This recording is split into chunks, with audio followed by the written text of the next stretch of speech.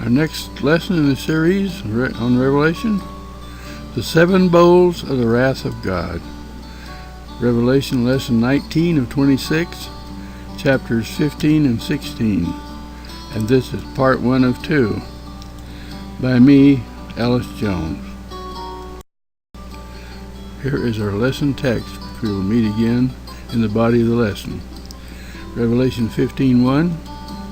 Then I saw another sign in heaven, great and marvelous, 7 angels who had 7 plagues, which are the last, because in them the wrath of God is finished. The introduction to the lesson. In these 2 chapters we will see the 7 last plagues that complete the wrath of God upon the beast from the sea and the beast from the earth. These plagues are poured out upon the kingdom of the beast from the sea, whose ruler is the beast from the earth, who is the false lamb, also called the false prophet. But the real ruler is Satan, the serpent dragon. These 7 plagues signify God's final earthly judgments on that evil empire, the Holy Roman Empire, and the temporal power of the Pope. Here we see the 7 bowls containing the 7 last plagues, which is the wrath of God, his earthly judgments on these beasts. The plagues are cumulative and overlap. We must remember that these plagues are figurative, not literal. As with all prophetic symbols, they signify something that is in some way like their literal meaning. Another thing to note is that one plague does not end before the next one comes. Although they are poured out one after the other in the vision, they are cumulative and overlap.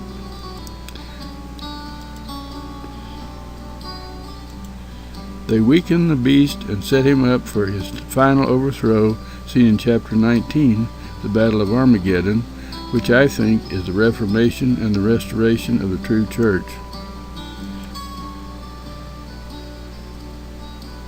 And this is what's seen in Revelation 19 and verse 20. And the beast was seized, and with him the false prophet, who performed the signs in his presence, by which he deceived those which had received the mark of the beast, and those who worshipped his image. These 2 were thrown alive into the lake of fire, which burns with brimstone or sulfur. We see them, those 2, the beast from the earth and the beast from the sea and the beast from the earth, being thrown into the lake of fire.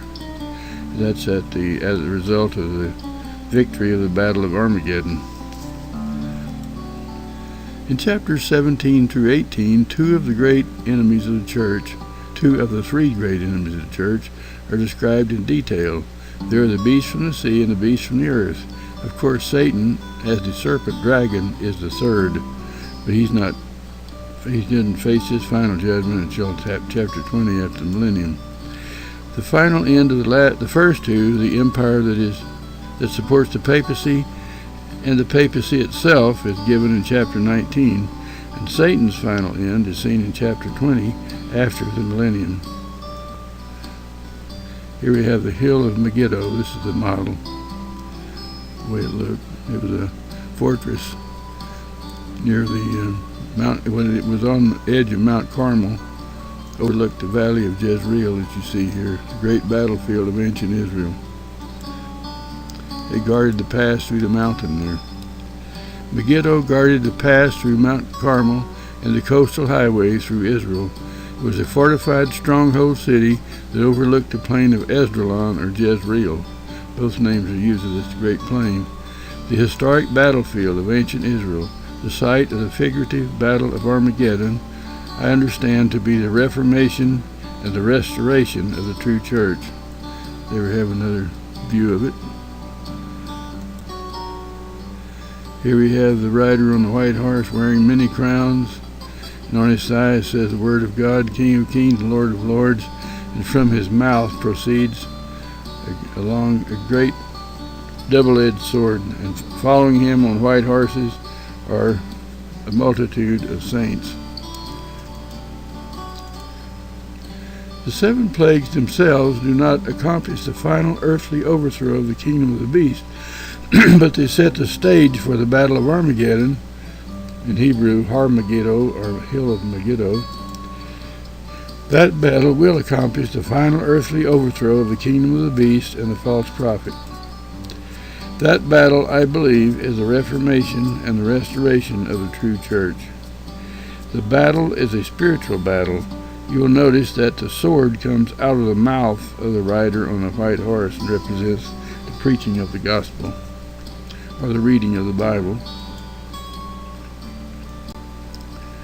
Here we have the sea of glass mixed with fire, and the victorious people saints standing on it.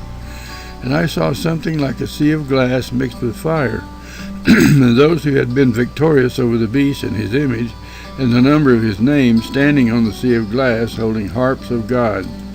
Notice the harps are called harps of God. And they sang the song of Moses, the bondservant of God. The word actually means slave. And the song of the Lamb, saying, Great and marvelous are your works, O Lord God the Almighty.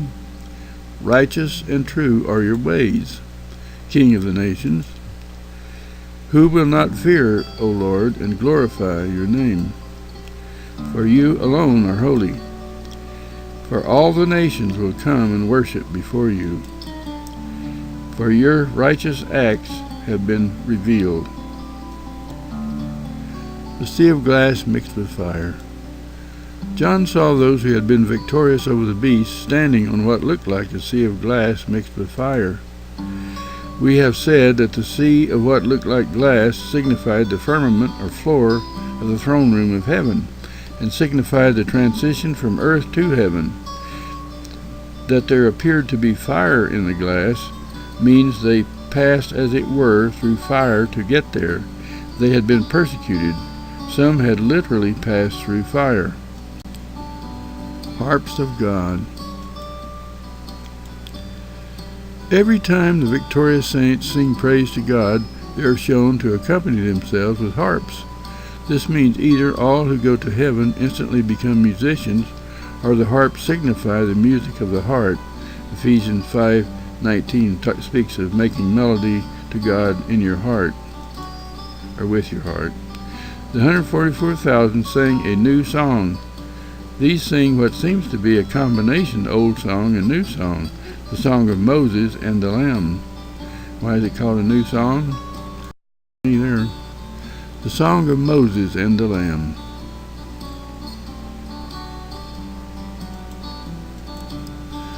There were two songs ascribed to Moses. One is found in Exodus 15, and the other is found in Deuteronomy 32. I think the idea is that as Moses brought the people out of Egypt and delivered them from their enslavement to Pharaoh, the Lamb brought the people out from their enslavement in spiritual Egypt, also known as Babylon, Sodom, and the city where Jesus was crucified, in other words, the earthly Jerusalem, Revelation 11:8. This is the empire of the beast, and its capital city was Rome. Here we see the angels coming, the seven angels with their seven golden bowls of the plagues, the wrath of God. Revelation 15:5-8. After these things I looked, and the temple of the tabernacle of testimony in heaven was opened, and the seven angels who had the seven plagues came out of the temple, clothed in linen, clean and bright, and girded around their chest with golden sashes. Then one of the four living creatures, remember the four that were around the throne of God in chapter 4, gave to the seven angels 7 golden bowls full of the wrath of God, who lives forever and ever.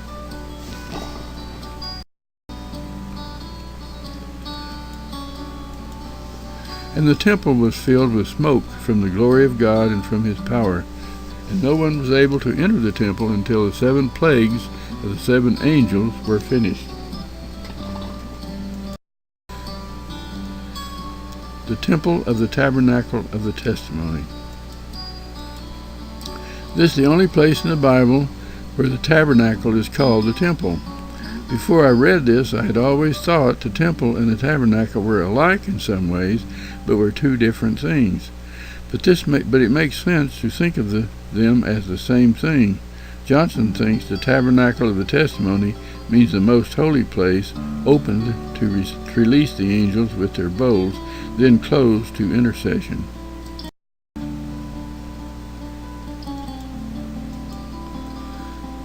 There would be no intercession allowed for the beast until after the judgment had been completed. The living creatures representing the church on earth and in heaven are the instigators who initiate God's judgment on the beasts. It was they who called forth the 4 horsemen under the first 4 seals and the barbarian invasions under the 7 trumpets. Throughout we see God acting on earth on behalf of his people. Here we have a cutaway view of Solomon's temple. Inside Solomon's temple.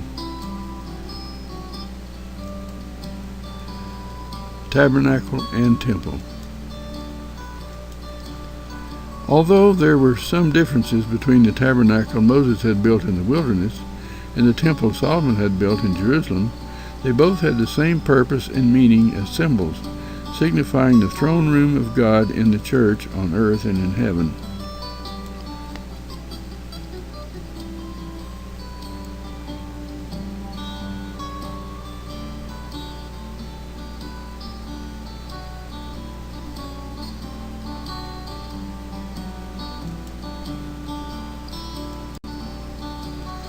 The temple was opened. The text does not say the temple was open, but it was opened. I think this means that it had been closed for a while, with no overt and obvious actions emanating from it to effect changes on earth. Now it had been opened in order to effect some needed changes. It was probably the most holy place, God's throne room, that had been opened. Changes that make things better on earth for God's people are shown to have originated in heaven. The temple is the church. Taking the temple as meaning the church, the Reformation tried for some time to purify and reform the corrupted church, or reestablish the apostolic church, and in the meantime there was a lot of confusion among the reformers about what to teach. This could be represented by the smoke. On the other hand, the smoke was said to be from the power and glory of God.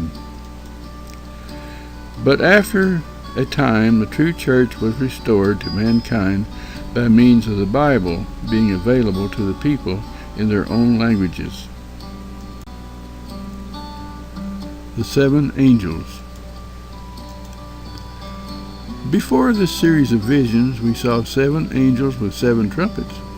When they blew the trumpets, things happened in and to the Christianized Roman Empire, just as opening the 7 seals made things happen in the pagan Roman Empire. Now we have 7 angels preparing to pour out the contents of 7 bowls upon the papal Roman Empire. The white robes and golden sashes might signify that they are doing a work that is meting out divine justice. Smoke in the temple. In 2 Samuel 22, David's psalm of deliverance, he speaks of the smoke and darkness that surrounded God when he came down to deliver him from his enemies. The figure could also come from the dedication ceremony of Solomon for the temple he built. 1 Kings 8, 10, and 11. A cloud filled the temple, and the priest could not go into it while the cloud was there. The temple closed for cleaning. Smoke in the temple might have signified the presence and power of God in a special way, and a cleansing of the temple in preparation for its use as a center of worship. Isaiah 6:4, in Isaiah's vision, he saw smoke in the temple there too. There would be no other acts of worship performed in the temple until the 7 bowls had been poured out on the kingdom of the beast. Then the temple will have been purified and readied for acceptable worship. Smoke of the incense. Another idea about what the smoke might mean is that it was the smoke of the incense that signified the prayers of the saints, and it was these prayers that prompted God to act on behalf of the saints. The temple would not be opened again and nothing done there until their prayers had been answered. If the smoke was the power and glory of God, seen again in the temple or the church, it was called forth by the prayers of the saints, represented by the incense. Cleansing the temple. Remember this story in Matthew and John? In a sense, these plagues were cleansing the temple, meaning the church. The temple of God had been taken over by an apostate ruler and made even more a den of robbers than the temple that Jesus had cleansed while in the flesh. God has only one church. When an apostate church claims to be it, and it is a corrupt church, God takes action as Jesus did when he was on earth. Here we have an angel pouring out the first plague. The first plague, Revelation 16:1 and 2. Then I heard a loud voice from the temple saying to the seven angels, "Go and pour out on the earth the 7 bowls of the wrath of God." So the first angel went and poured out his bowl on the earth, and it became a loathsome and malignant sore on the people who had the mark of the beast and who worshipped his image. The Black Death? I don't think so. I think it's figurative.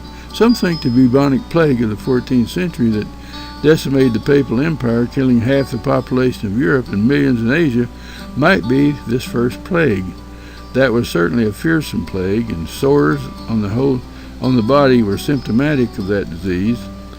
I think some of these plagues might mimic the plagues brought on Pharaoh in Egypt by Moses. You may read about these in Exodus 7 through 12, chapter 7 through 12. Remember, one of those was sores on man and beast.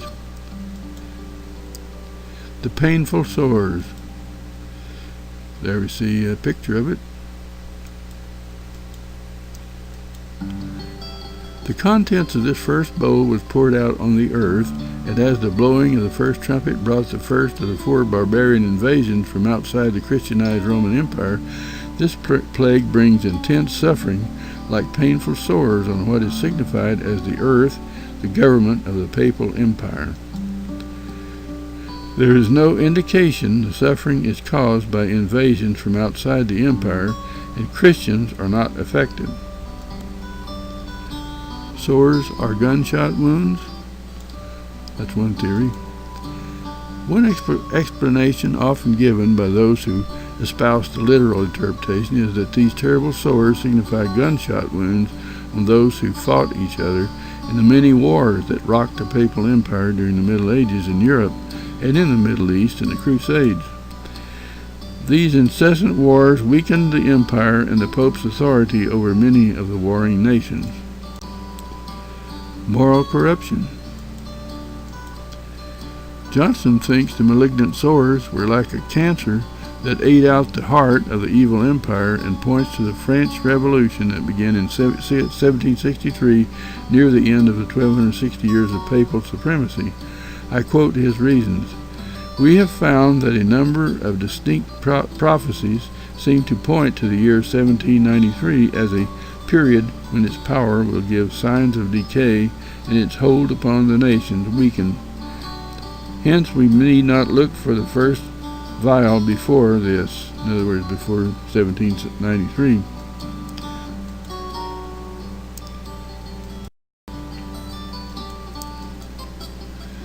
Let the reader note, still quoting Johnson, let the reader note the nature of the plagues to be sent.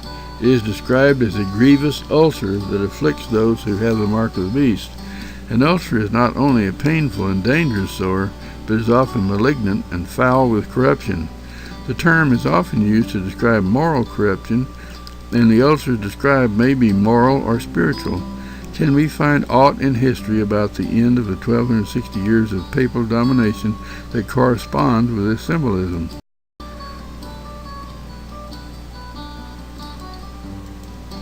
For many centuries, France was the stoutest and staunchest of the supporters of the Romish Church. Still quoting Johnson. It was Charlemagne, Charles the Great, the Emperor of France, who bestowed the temporal power upon the popes.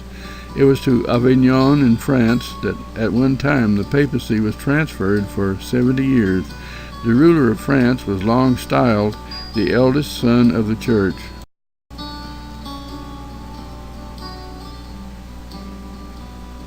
We have a lot of terrible persecutions and fighting, battles, and killing going on.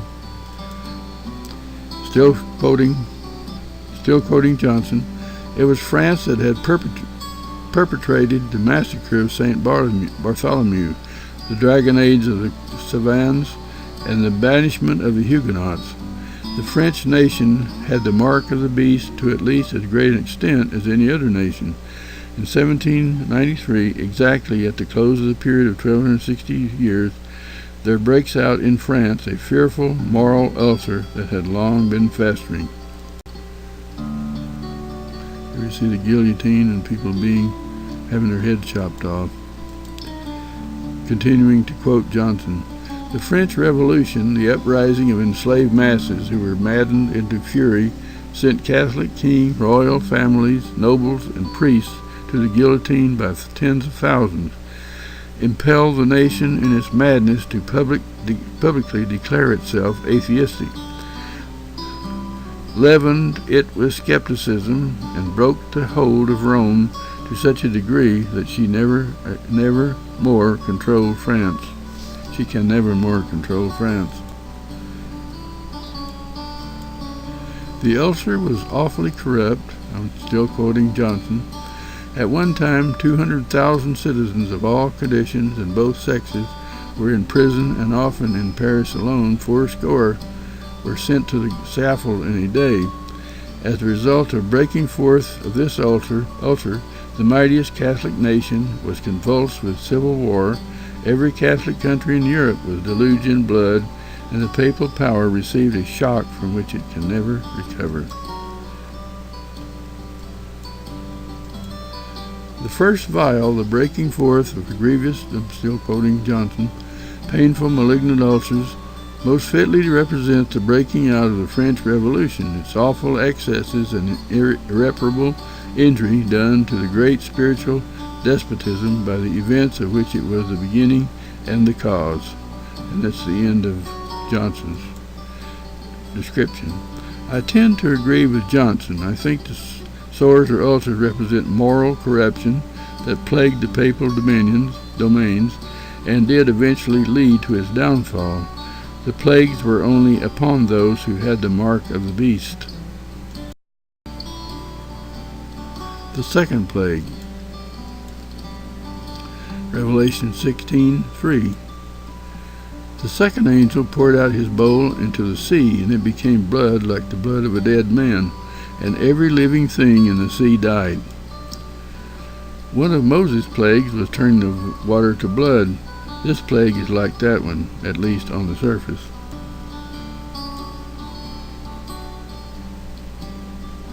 The second plague, a picture of it, the sea turned to blood.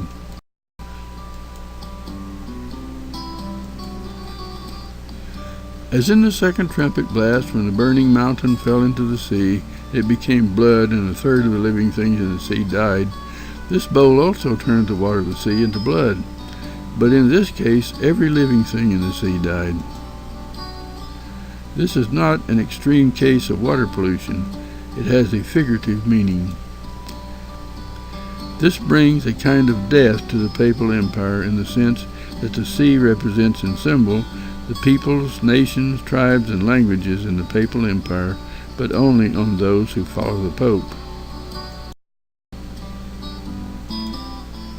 It means death. The blood in the sea is not just described as blood, but the blood of a dead man. The scripture says the life is in the blood, meaning it is the blood that sustains the life of the body. Genesis 9:5. The sea, which signifies the peoples, nations, languages, etc. of the papal kingdom, has no life in it, no spiritual life. No one in the empire who follows the Pope has spiritual life, and now his kingdom is dying or coming to an end. Here we have Johnson's explanation again. The Vandal power swept the Mediterranean, destroyed the Roman navy, and then laid siege to the old imperial Rome. From the sea, spiritual Rome, under the second vial, is weakened. The symbolism is fulfilled in the mightiest naval strife ever known. In 1780, France and England upon the ocean were nearly equally matched. Along the shores of the struggling colonies of the United States, we're still quoting Johnson, of course, sometimes the English, sometimes the French fleet rode in triumph. At Yorktown, the superiority of the French at sea cooped Cornwallis in until Washington compelled his surrender. With 1793 begins another contest for the mastery of the seas. It continues after Napoleon sits on the imperial throne. It did not end for 20 years. Johnson continues, France, again a Catholic power by Napoleon's concordat with the Pope, rallies under the imperial flag with herself, Catholic Spain, Portugal, and Italy in the struggle. Protestant England and Catholic Europe strive together upon the ocean. The old Catholic powers, those which in the past have been the vile instruments of papal wrong, the nations whose kings have committed fornication with the great spiritual harlot, suffer the loss in this long and deadly struggle of 600 ships of the line, the largest war vessels that then went to sea, besides the thousands of ships of war of smaller size. Again, we're quoting Johnson. At the close of the contest, the naval power of Catholic Europe had been swept from the ocean. Once the Pope had claimed the dominion of the seas and had given away newly discovered islands and continents, but now that proud claim has gone forever. Johnson does not explain how this brought death to every living thing in the sea. I agree that it is figurative language. So one possible explanation might be that the Catholic presence on the seas came to an end. The supporters of the Pope, and therefore the Pope, lost their power to control the sea for military purposes or trade. Could that be the meaning? Or it just mean that the masses, the sea, recognize the virtual death of the papacy in the loss of its political power. In other words, it's a spiritual death with the loss of power. We'll have more to say about this too later on. The blood of a dead man. The blood is the life of the body, Deuteronomy 12:23. The papal empire, the waters in the symbol, Revelation 17:15 says that the waters represent the peoples, tribes, languages, multitudes, and nations. So it was those things of the papal empire depend on the popes and their teachings for their spiritual life. The popes were the life of the empire. They were recognized as being spiritually dead by the people who followed the reformers. So the reformers had a completely different idea about the pope and their spiritual life and spirituality. If the papal blood could no longer sustain the life of Western Europe, then in a sense all spiritual life in this great empire came to an end. The Pope was the dead man of the symbol. That is my understanding. Next we have the rivers and springs. Revelation 16:4-7. Then the third angel poured out his bowl on the rivers and springs of water, and they became blood. And I heard the angel of the water saying, You are righteous, O Lord, the one who is and was and who is to be, because you have judged these things, for they have shed the blood of saints and prophets, and you have given them blood to drink, for it is their just due. And I heard another from the altar saying, Even so, Lord God Almighty, true and righteous are your judgments. The third plague on the rivers and springs of water. In explanation of the reason for the plague of blood in the rivers, the angel of the water said, For they have shed the blood of saints and prophets, and you have given them blood to drink, for it is their just due. Revelation 16:6. The papal empire, through its military might, inflicts bloody tortures on the saints and murders so many of them for nothing more than their faithfulness to the truth of the gospel. Its evil excesses bring a curse. As the Reformation got in full swing, many wars were fought between the Catholic and Protestant nations. For one example, the British Navy pretty much wiped out the navies of the Catholic countries, including the Great Spanish Armada. Napoleon's armies were defeated at Waterloo with great loss of life. Giving then back the same death and destruction they had wrought on innocent souls was like giving them the blood of the martyrs to drink. It all came back to them. Most of Europe's drinking water came from the rivers. The popes had rejected the pure waters of God's word, the water of life. This was the main cause of their shedding of the blood of the martyrs, to shut them up and get rid of them. Now the water is polluted by the very blood in both figurative and literal sense. They stubbornly continued to believe their own lies and refused to purify their doctrines.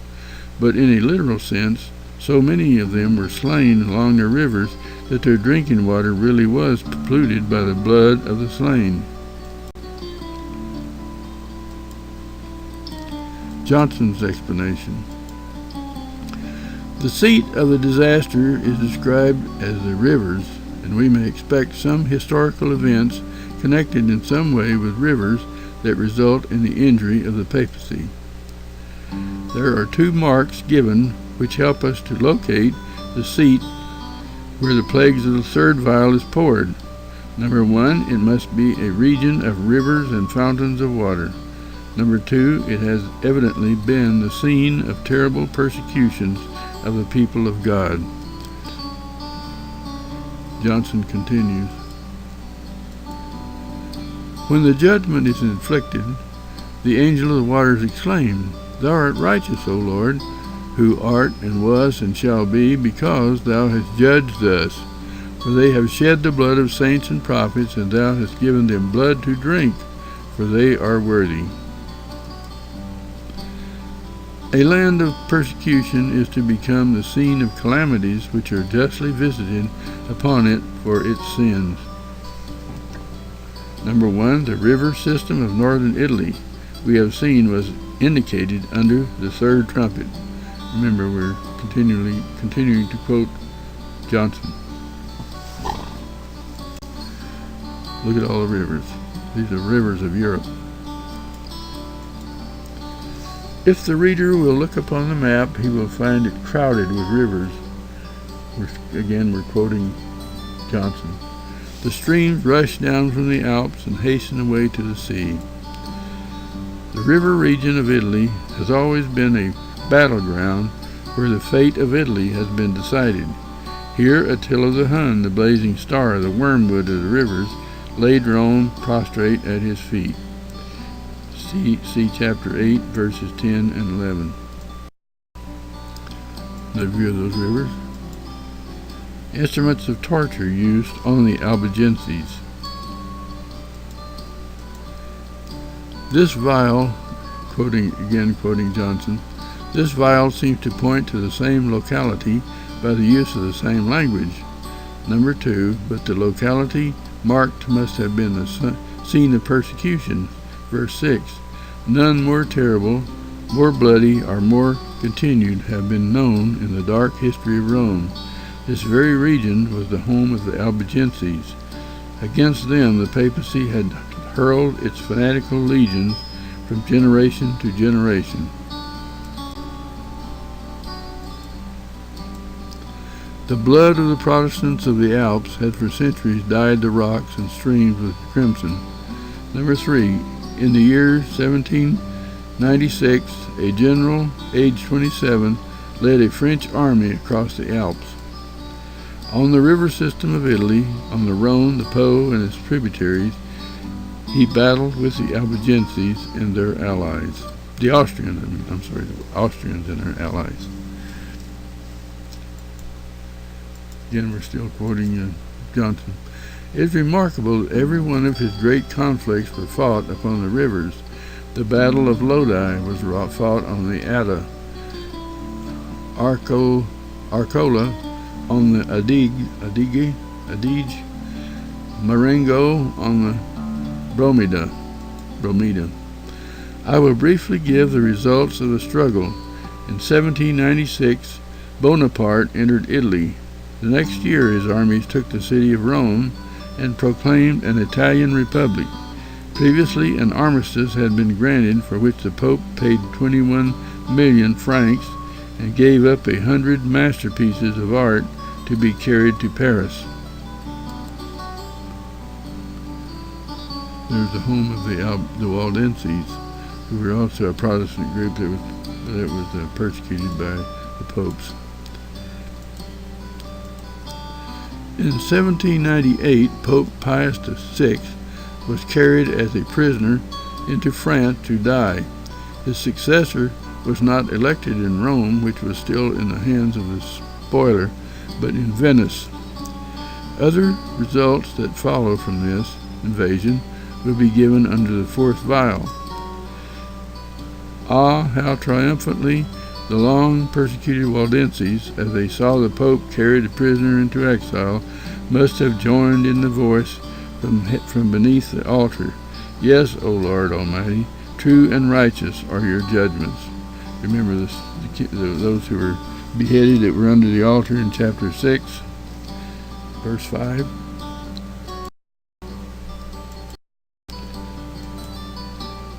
Questions for discussion. Remember, this is just part 1 of 2 on this topic. Upon what or whom are these bowls of wrath poured out? Were any Christians involved? What overall effect do these 7 last plagues have on this empire? Discuss. What connection do these plagues have with the coming battle of Armageddon? Discuss that also.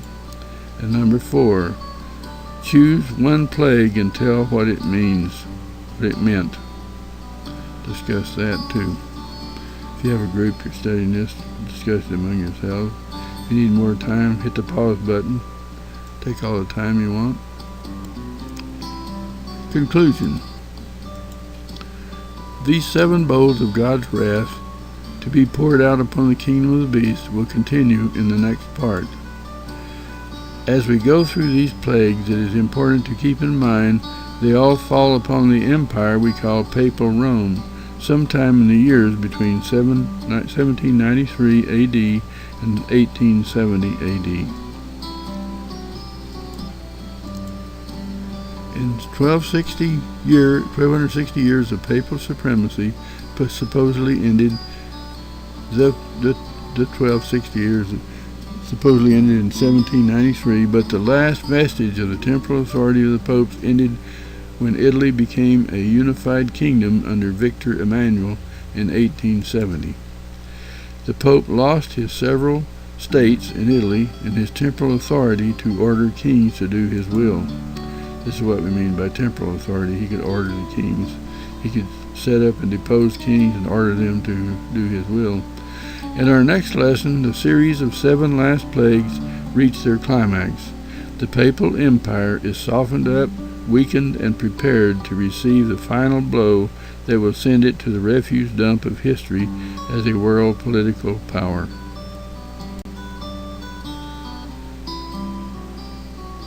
Ever see Moses before Pharaoh?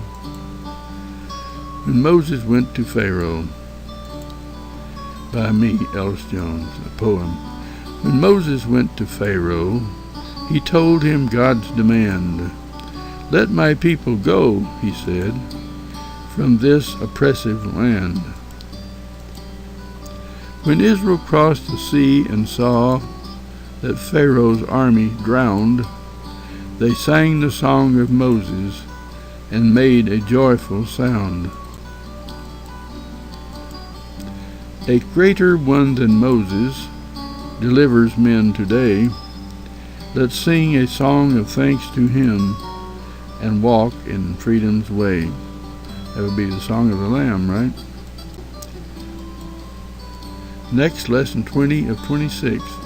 The seven bowls of the wrath of God, part 2. Part 2 of 2, and this is chapters 15 and 16 continue. The end. Thank you for watching, and I'll see you next time.